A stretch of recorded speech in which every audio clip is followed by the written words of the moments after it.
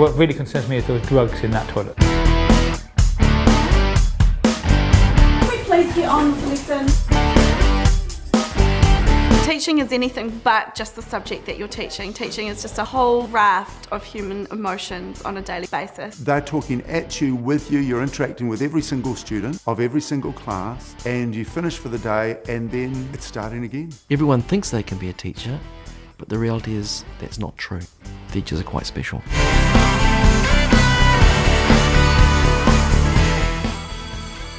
Long Bay College is on Auckland's North Shore. It's decile 10, which reflects surrounding property prices. Other than that, it's a typical Kiwi school. We're the only country in the world where a principal is a complete and entire CEO. And what it means is I can really control the culture of the school. For me, culture is everything. You get the culture right, and then great things will happen. Welcome to our family. Welcome to Long Bay College. I'd like to just introduce you to some important people. These are all deputy principals of the school. You probably know Mrs. Rameau, who did your enrolment. Hello, come in. Hello. Hi. What are you going to do with it? You do need to read the uniform sheet very, very carefully though, because we're very strict. Mr. Rowlands here is the deputy principal in charge of your learning and you. But I'll be honest with you here now, mate. I'm not going to beat around the bush. I don't believe that you're a kind of kid that studies hard and will do well in those external exams. There's an awful lot more to education than simply the end result of how many scholarships a school is getting. It's a very narrow focus, but there's a lot to do with preparing the students for life. Right, listening for a minute. Part of that culture is student leadership and student voice. And so we do have prefects and we have student leaders. Hi, I'm Ashley, I'm the head girl. And hi, I'm Alex, I'm the head boy. But year 9s, 10s and 11s do need to look up and see what the school thinks are great role models. And that's what the prefects do. The first proper button, I think it's more appropriate if that one's done up. In year 7, the schools come to intermediate and they talk to you. And I saw the head girl standing up there and something just inside me clicked and I was like, I want to be in your position. So ever since year 7, I have strived and pushed to get that. Do you guys have any questions? No? No questions. And we'll just explain. Well, during the year we organise events. I don't think people realise how long I've been looking forward to this. So when you finally get it. Do you have $2? I actually want to get a drink. Do you have $2? $1.50? Eli came to us in year 10 from another school and he has enjoyed his time at Long Bay College, but he really struggles to fit in with classes and struggles with particular teachers. He really struggles with authority. Angus, do you have any coinage? Yeah! I have the dries, thank you. He can't handle being told what to do. Well, me and my maths teacher don't really get along, but sometimes I'm very disruptive in class. Maybe because of my ADHD, but I'm not sure. And I'll just be like, yeah, it's solid, wow! But yeah, I tend to go off task quite easily, and I've been referred quite a few times. His teachers say that he copes with the work that's put in front of him if you're making him do it all the time. He's fine, but because he's so distracted in classes, he doesn't cope. Liam's helping, we're working together. Hey Liam. On my last few years at Long Bay, I think I've done pretty well. I've got academic honours for every year, so that's 4 years in a row. People seem to think I'm a prodigy, but I just know how to do well in tests. I do get asked questions quite a lot in classes and people will sit next to me to see what I'm doing. Any other questions on that? I quite enjoy learning, but there's a lot of stress, like there's a lot of pressure to do well and everybody expects you to be good in everything. But if you can get over that and kind of work out a balance, schools, you know, it's actually quite fun. Good morning. Hope you feel relaxed, it's a long term. Right, a few bits and pieces. There's some major projects to be sorted out this term, there's a lot to do, but more to the daily business of today, so Pete. Yeah, year 9 options, changing. School's a great place, but it is the work of all of us. Our children don't mind if you're different or a bit unusual or anything like that, as long as you've got integrity, you're honest, you work hard for them, and you love them. I'm going to wait for another maybe 10 seconds for you to stop for today. You're back in the photo card. That's right. up the do, up the do, up the do, up the do, up the do. Start again. Now. I like the mountains. I like the rolling hills. I like the mountains. I like the rolling hills. We don't stream because streaming is shown not to work. It's not in the children's best interests. Having said that, you'd have different courses for different abilities. We would have a range of children here, from outstanding academics, people that are superb pianists as well and just seem to achieve everything, down to children who seem to be struggling to achieve anything.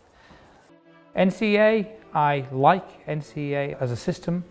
It enables the students who are willing to work hard and try to do well. The kids here know they are being successful when they see themselves getting merits and they get excellences. It enables them to develop skills of self-management and learning and timekeeping and things like that. I think it's a good system. Our school, the NCEA, is a byproduct.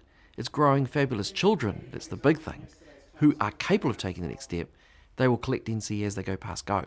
But we're not just aiming for NCEA, because as soon as they get university, or as soon as they get a course, or as soon as they get a job, who cares about NCEA level 2? It's irrelevant. Walk and talk? I got sore legs here. We can walk, can't we? Yeah, good lad.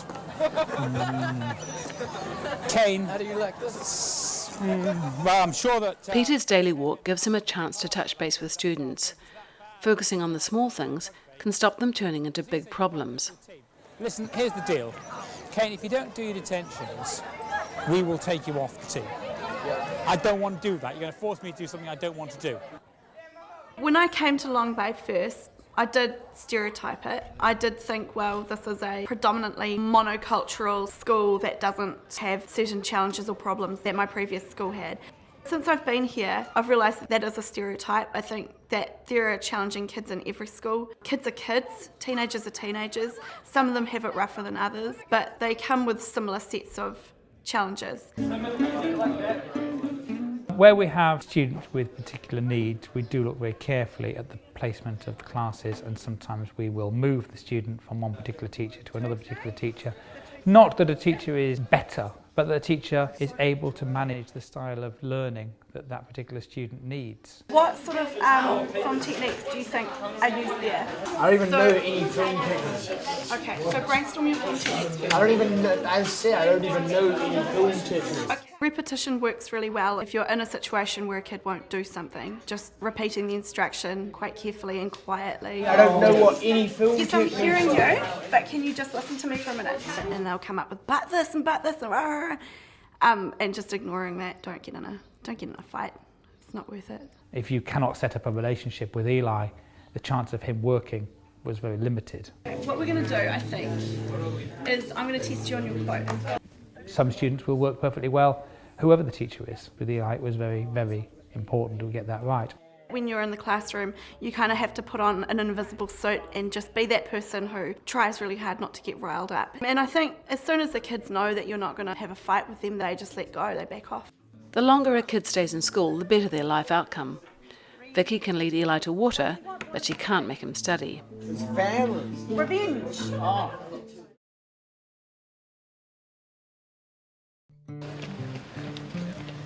Personally, when I'm on gate duty, I try and say good morning to as many children as I can. People should feel good about coming to work, which is what the children are doing, and the staff. There are times when we heads down, work hard, but there's times when we have to party as well, and learn to do that. We don't shy away from that in school. Hi, Sam. Sorry to interrupt. Oh, that's fine. We have verses.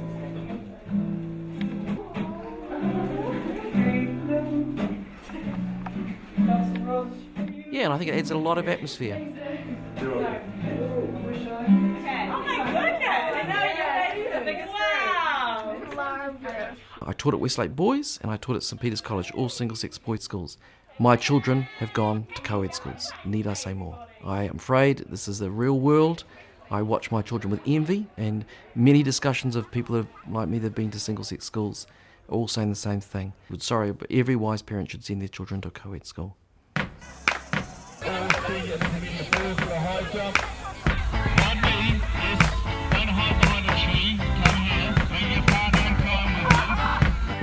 When you go through university, we learn how important PE is and all that sort of stuff. When you get to a high school, you realise how far down the pecking order PE can be. Track events are on hold at the moment. I mean, there's the old adage, if you can't do it, teach, and if you can't teach well, teach PE. We get that a lot.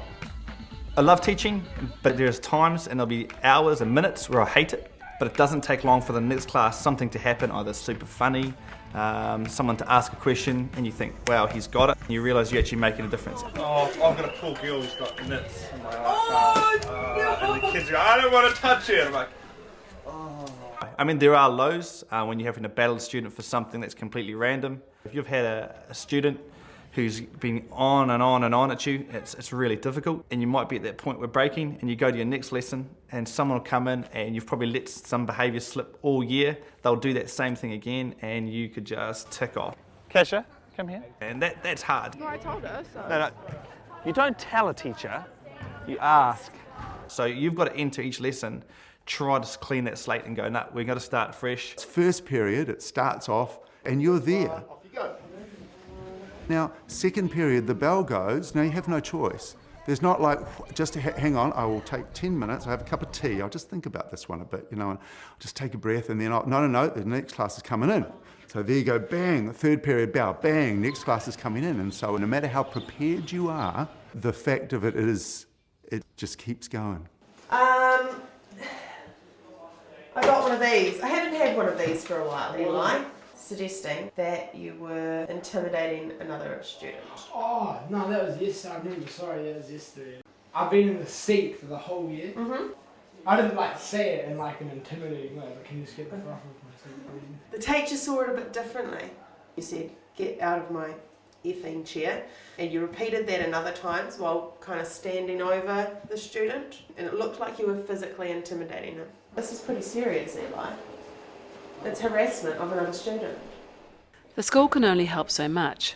When Eli's behaviour starts to affect other students, a family conference is called. I think things have got a little bit rough, haven't they, in the last few weeks? I agree with you there. Probably I'm going to ask Mr. Rolls to just summarise where we're at, Eli. I would say that in the last 2 weeks, Eli, your behaviours have become more challenging to the teachers, particularly maths. The research out of Otago that's been following children as they grow up shows when children go off the rails, it's immensely difficult to put them back on the rails. And you're almost talking one-to-one treatment. So what do schools do? You can force the children to stay here, but when you get children that will not stop harassing other children, what do you do next? Just to be clear though, if the attitude and things don't go away, then we do not have a lot of choices as a school. The discipline has to hold. If you keep repeating that behaviour, I have to suspend you, because that's what the board will expect me to do. It is your choice whether you back us into that corner. And you're looking at the number of excellencies. While Eli needs help just to stay in school, academically ambitious students have their own needs. Tiffany is intent on being this year's Dux. For you, and they're full fee paying ones. They're really to die for. When you're at a state school, there's such a wide range in your class, and it's really good to kind of have that exposure to see that everybody's at different sort of levels and everybody has different talents in different areas and stuff. And I think that's quite good to have, because if you're good at something in a state school, then you're quite far ahead in a way. Long Bay College supports, the sports quite a lot as well, and you don't have to be good in class to, be recognised, which I think is a really good feature of it.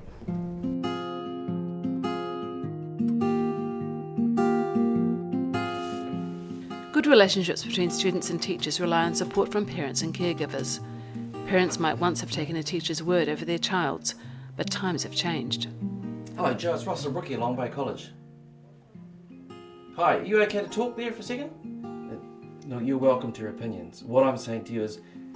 Which can make teaching more difficult. So obviously something went very wrong in that whole conversation, and she's as unhappy about it as I know your daughter is. Apparently there was quite an exchange of words between both parties. Well, there's some witnesses around as well. I don't think it's all completely as Darren said. Everything we've done about the school has been to open up the communication with parents. The dean's getting on to learning conversations and ringing home, the emails going home, trying to communicate and trying to get them involved. If we all just stop for a second and say, hey, families and schools, this is important.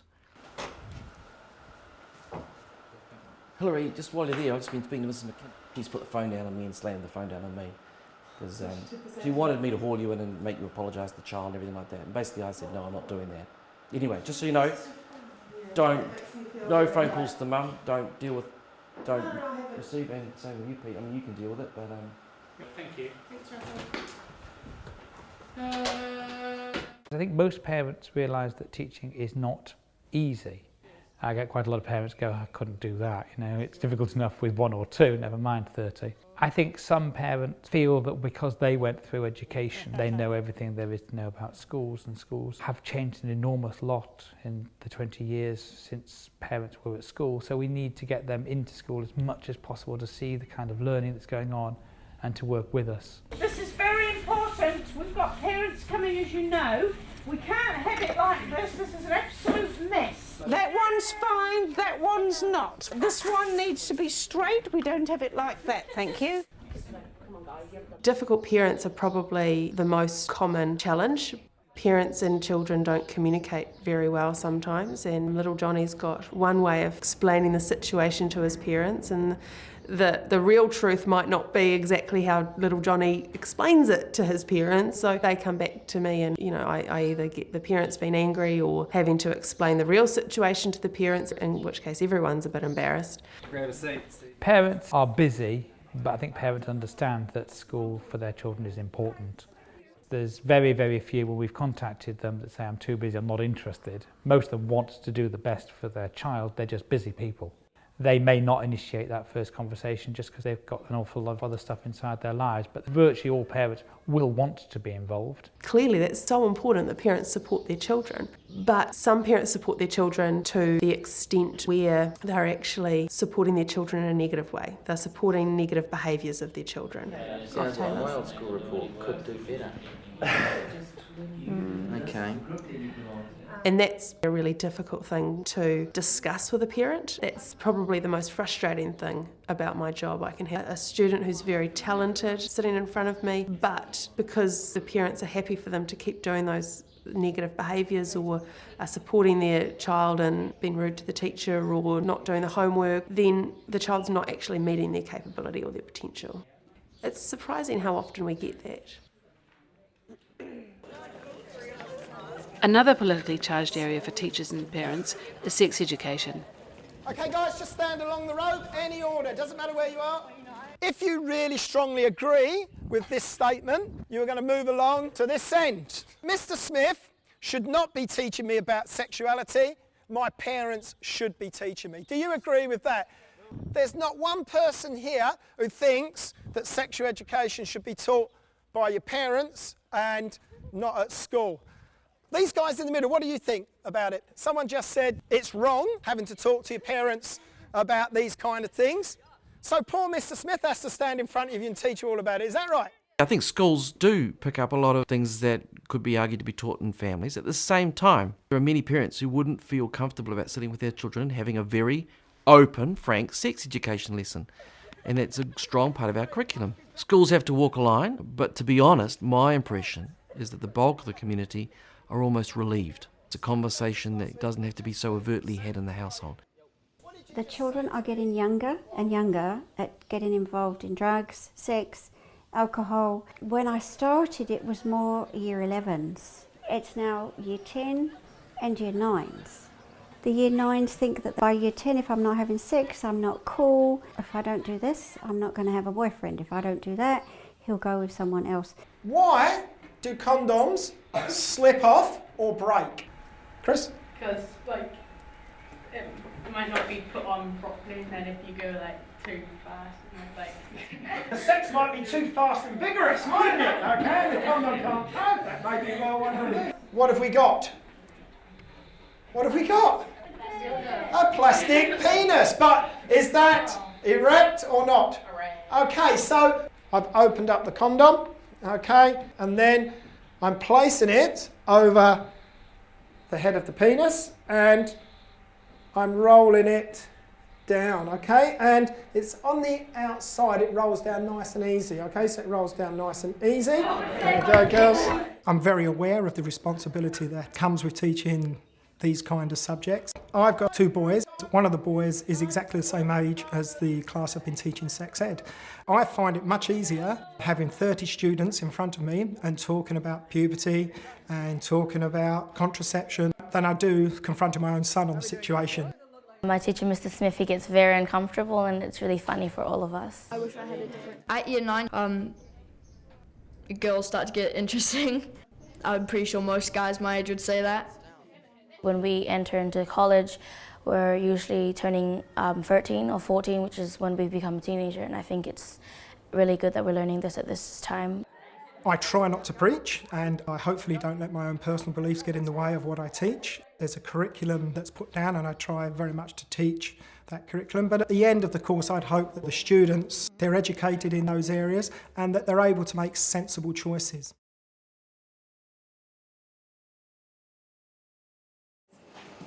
James has work to do. Deaning is really interesting in that you see a very different side of all of the students than what you would if you were just a normal classroom teacher. When you're a dean, that's kind of part of the job, is that you're finding out about these students and how things are going for them holistically more than just in that one particular class. Some things that I've been dealing with lately are issues with home life. Students being thrown out of home because of their behaviour at home. Alternatively, students running away from home for whatever reason. Parents giving students alcohol, students giving other students alcohol. What's in here? Juice. It doesn't smell like cranberry juice. Fine, tip it out then. Students selling drugs to other students. Certainly it's quite common to have swearing at, being disrespectful to, throwing things at teachers. I've had a couple of instances of all of those this year. I'm just chasing after my friend and my shoe came off. And now it's not there. Somebody might have thrown it over the wall.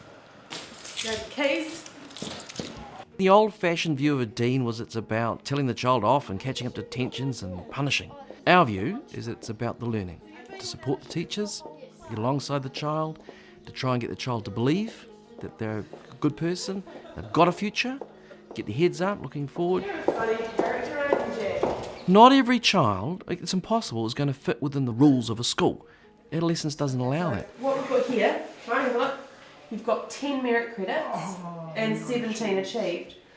If you'd been able to keep that proportion up all year, you would be sitting really, really close to having that merit grade. It's got more fails on there now than it did have, so it's not that good. I need need to try a lot harder. You don't want to give up on any student. You want every single kid that comes through your doors to achieve and to get there. But with a student like Eli or someone who has got ongoing behaviour issues or ongoing learning issues, when you invest your hour of time trying to help that kid, it's a risk. It might mean he's actually successful in the future, or it might mean no change at all. You just don't know. Whereas your regular students that often don't get any attention, you know that 10 minutes of your time will lead to a positive result. In the school, teenagers, as they grow up, there is going to be issues of harassment come up from time to time. How do I know that? The children tell us that. I have random groups of children we interview. We hear it through the stats and the counselling, number of ways that we know. Tell me about bullying at Long Bay College. Either direct experience you've had or something you have directly seen. Like, because majority of the people here are like European, they kind of like, they take little digs at you about your skin. Bullying is where it's systematic. More often than not, that will be verbal. We were in the changing rooms and this time they actually called me nigger in front of everybody, and then they start laughing at me and they're telling girls to don't talk to me because I'm a bad person and stuff, and it's just, they're really racist towards me. Can I be a bit blunt and say what kind of racist terms? They call me black and I'm a nigger, and they just say, oh, you're so lame and stuff like that, and it just, I don't mind that, but when they're racist, it's just really annoying because I've had that a lot before and it's not very nice. Yeah. As I say, I'll call up these people, I'll have a chat with them, and then we'll take it from there and perhaps talk to the parents as well to say that this is just going too far. Everybody's taller than you.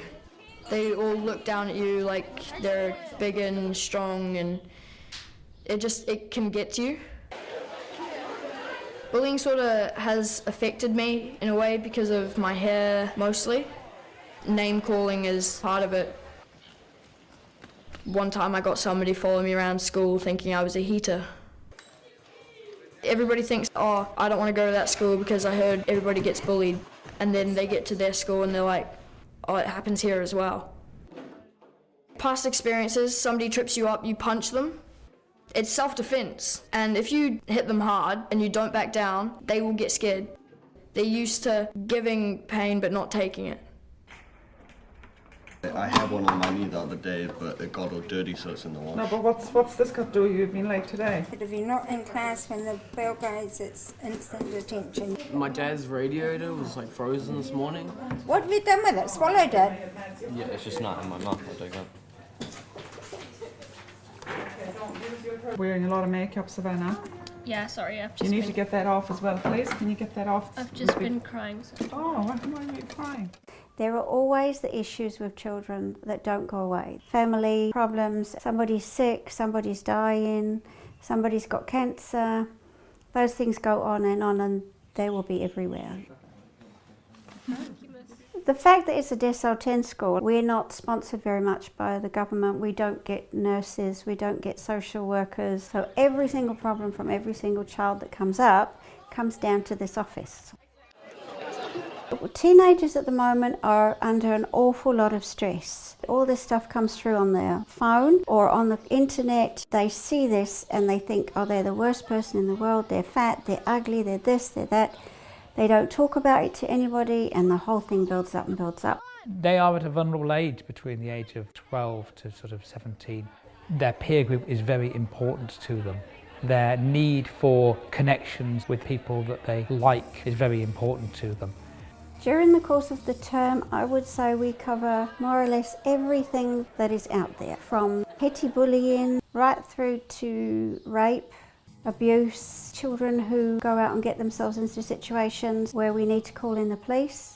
This year we've had 12 children that I know of who've been hospitalised for attempted suicide. Some of them are going through some pretty crappy things. And some of them are doing crappy things too. Self-harming is huge. Some of them will have cuts that are just a scratch. Others have got terrible scars all over their bodies. If you look at every deputy principal's bottom drawer, you'll find knuckle dusters, knives, all manner of stuff. A lot of it innocent, a lot of it stupid children. And every now and again, you will have a child that did mean to hurt another child, did want to attack another child, did want to flog dope. And should the other 1,800 children be put at risk from that? If you just mind leaving the classroom, please.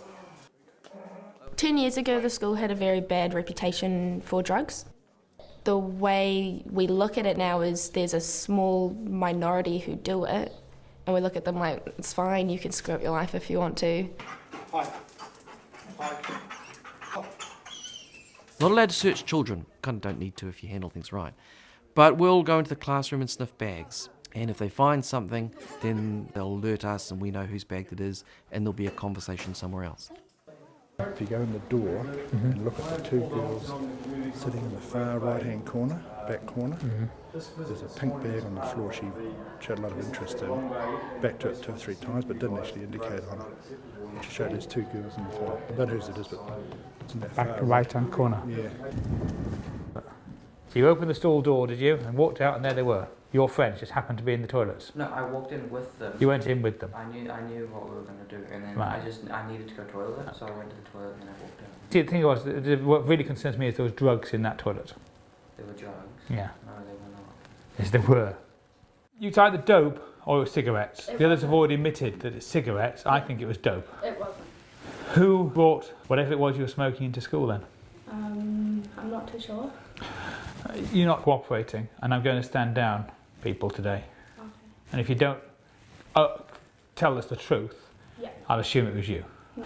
The decisions that you make sometimes are very hard. You do have to be thick-skinned. They're not easy. You are making very important decisions on students' lives. So any of the difficult decisions I still agonise over. You know, we don't make the really serious decisions lightly and I always like to bounce them around with 2 or 3 other people before coming to a really serious decision. Students, unfortunately, being students, will push boundaries. And if they don't find those boundaries, there will be consequence. And hopefully that consequence is a learning consequence. What we're trying to do is give the kids a consequence that stops them doing it again. Right, so update me. So I phoned tell him that we are. A bad choice about drugs can end a high school career. Could be smoking, but a strong smell of dope in the room, and yeah. Disappointing, isn't it? They're all just getting a bit too tired and losing the plot. Yeah, term was about a week too long. Yeah, well, term was a week. Yeah, agreed. But ambitious kids have a different kind of future at stake.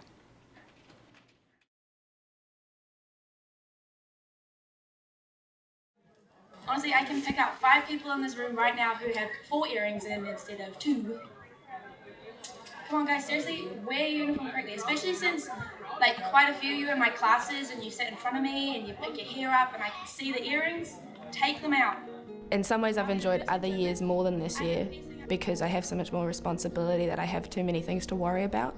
Having to be head girl, represent people and show people that I am on a certain pedestal. Can you give me a jumper, please?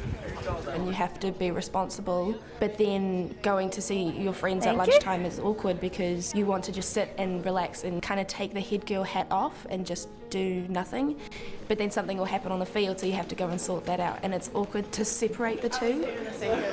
The annual school ball comes with its own set of problems: alcohol, post-ball parties, and massive stress for the students doing the organising. I'd like you to come up in an orderly fashion to that and shake our hands so that we can meet and greet everybody as you do in these sort of functions.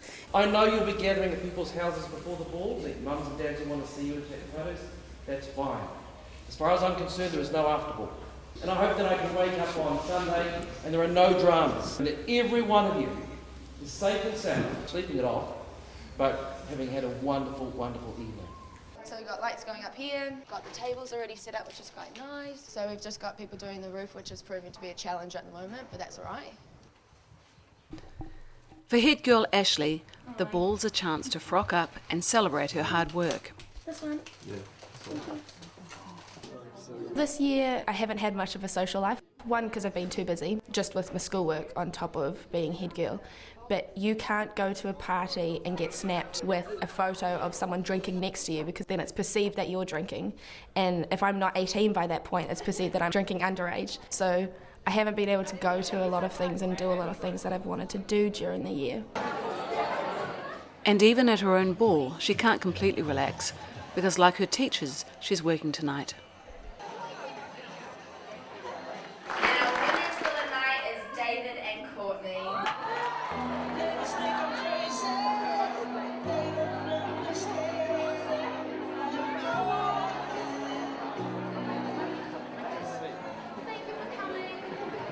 Break.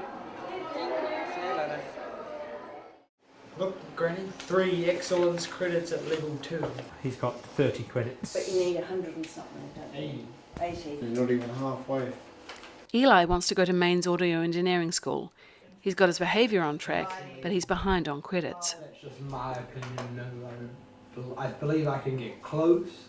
We've got an assessment for maths coming up and I don't understand what's going on. I've asked him and tried to get help and I have no clue what he's talking about. If you do achieve this, this will open up a whole bunch of doors. Yeah.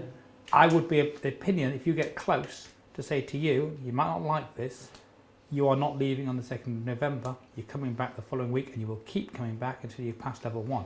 I'm not saying you sit, but not leaving. It's an opportunity. You shouldn't say no to you. I didn't say, did you not just hear me? I just said yes. Otherwise it'll be coming back next year. Yeah. This way if you commit to doing something like this, yeah. and I know it's hard, I you just need said your yes. day-to-day thing, I you just remember said this, and yes. then you can start to try. What happened was I was in SIFT homes and I ran away when I was in SIFT. And so throughout that time I moved heaps of schools. My mum committed suicide when I was 3 just to bad circumstances and postnatal depression and stuff.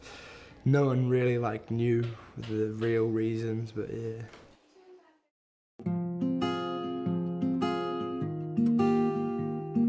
Plumbing and drainage, check all new and existing pipe diameters, gradients, etc. Exactly. So that would mean locations as far as I'm concerned as well. Yes, it is. Prior to commencement. Yes.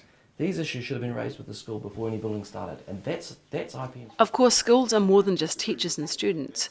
As principal, Russell is responsible for millions of dollars of buildings and property. Okay, so who employed them? Check it. This is a contractor's responsibility, not a school responsibility. Leaky buildings is a major problem across all the schools. The industry has let us down. Architects getting things wrong, engineers getting things wrong, council not picking up on the problems. One of our buildings is part of a court case now with the Ministry of Education. Another one has been monitored for the materials. Those are huge court cases in terms of the volume. Our science block alone is $4.5 million. And I understand that the national bill is over $1 billion just for schools. I don't think the taxpayer has any knowledge of how big this problem is. And these are just property costs. To function as a contemporary high school, Long Bay needs up-to-date facilities and equipment for everything from sports and dance to science and technology. What the government provides would cover between 45 and 47% of the operating costs of the school as you've seen it. The rest is from our own business, and the bulk of that comes from the international student programs. Our school is very unique in that it's a very European school. And our international students do add a richness to this that otherwise we wouldn't have. So it has a financial boost, but also a real educational community boost as well.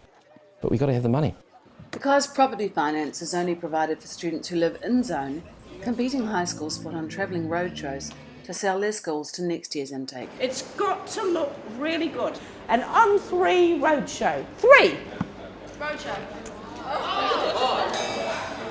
This is a community school, and we want our community here. We're getting great academic children, great sporting children, all sorts of children, special needs children. We are getting a rounded community, and that's what we want. My name is Eden, and I'm an academic leader. And I'm David, and I'm the other academic leader. Hi, I'm Ashley, and I'm the head girl. And I'm in charge of enrolment, and I'm hoping to see all of you in the next few weeks at the school. We'd love to have you. To compete with other schools, teachers need to go above and beyond. For many of them, the demands of running extracurricular activities eats into their private lives. I was at school for something like 30 evenings or something this year, and that's a huge drain on my family. But in order to do the performing arts, that's part of the job. Play the 15 in front of you. If it's a Westlake, if it's a Rosmini, if it's a Glenford, if it's a Kristen, that doesn't mean shit to us. On a weekend for rugby, generally my whole Saturday's gone, and that's for 2 to maybe nearly 3 terms of the year. We have training practices on a Tuesdays, Thursdays. You'd have your other rugby teams which you have to be involved with on a Monday and a Wednesday. Then you have your summer sports as well. Come on, push, you gotta catch this next one up. You'd be working from around about 8 till 5, and then you'd have also your marking, report writing, planning for the next day. That's all got to come into play. There's teachers here at this school at 6, 7, 8, 9 o'clock at night. Every single night. There's teachers here Saturday, there's teachers here Sundays, there's teachers just giving their time. I can't acknowledge that because of the pay system, even though this school earns 50% of its own money. Do I want to go to a system where I have to say that teacher A is better than teacher B? That's just a minefield to measure. No one in education has been asking for performance pay. But what we have asked for is flexibility to acknowledge hard work.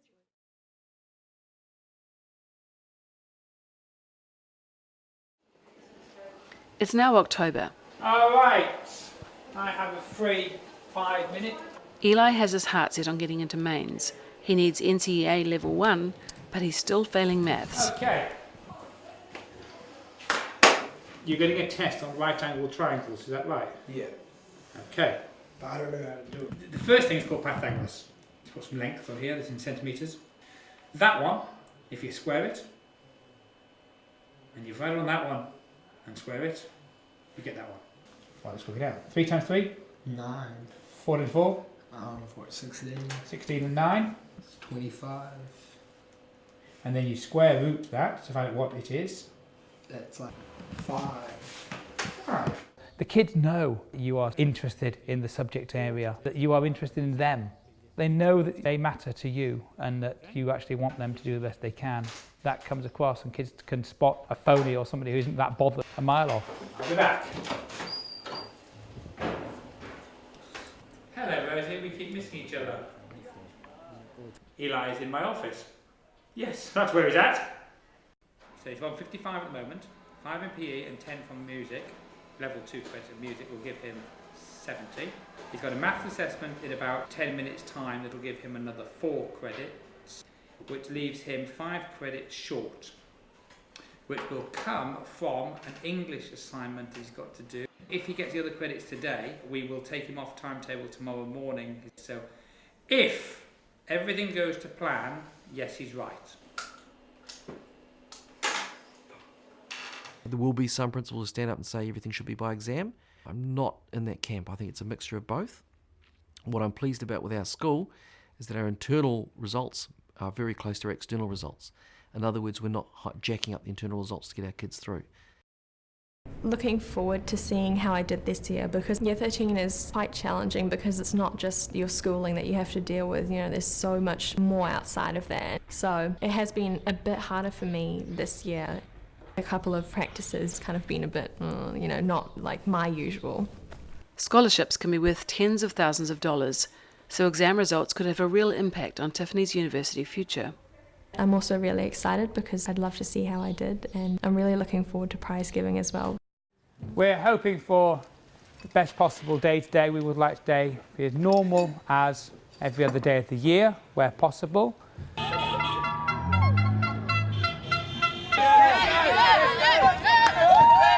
It's a very scary day in schools. Sometimes last days can go wrong. What fun, eh? Always. They've been at secondary school for 5 years, then they're intermediate school and they're primary school. Isn't that something to celebrate? That they've survived it. And I like the staff to see that. And I think that when you walk amongst it, you get this incredible feeling. In any school, the last day of term is about controlling chaos. The Year 13s may carry it a bit far, but it's a bit like leaving home. After today, they head out into the real world. Chee chee bang bang, chee bang bang, chee chee bang bang, chee bang bang, chee chee bang. I'll fight for a friend, their chitty friend. It's wonderful, that end day with a class. You've had this magnificent time with them. My God, you've got to know them. And on the last day with most classes, you go, right, so last day, thanks a lot, you're great class and that. And you're getting ready for this big speech of leave taking and they go, see ya. And off they go, they're out, you know, see ya. And you're like, but. The mountain is waiting, so get on your way. But with the Year 13s, of course, it is something. It is a leave taking. And sometimes some of them will say, oh, this is what you did for me, or this is how I feel in this group. And it is just a wonderful, wonderful thing. I made my lunch this morning. I was like, Mum, I've been making it myself for like 3 years. She's like, I'm making your last school lunch ever. I was like, okay. When I look back on my achievements and everything, I'm quite proud of myself. Ducks of Long Bay College 2012 is Tiffany Ants.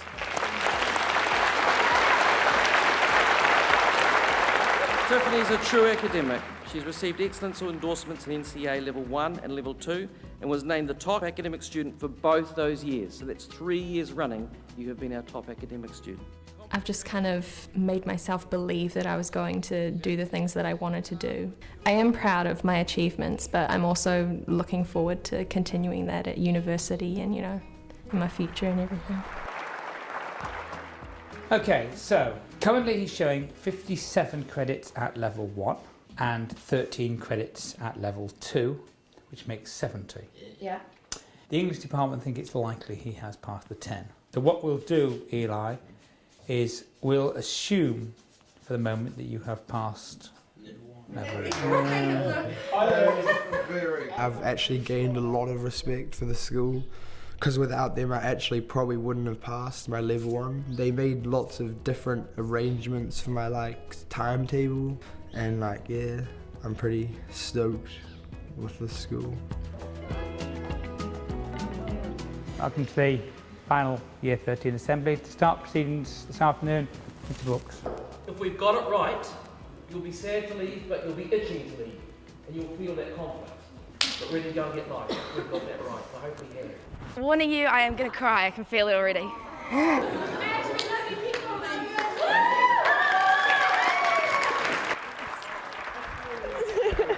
Oh, come here, you two. You're amazing people. And I can't wait to come back in 10 or 20 years and see what you've done. So I love you all.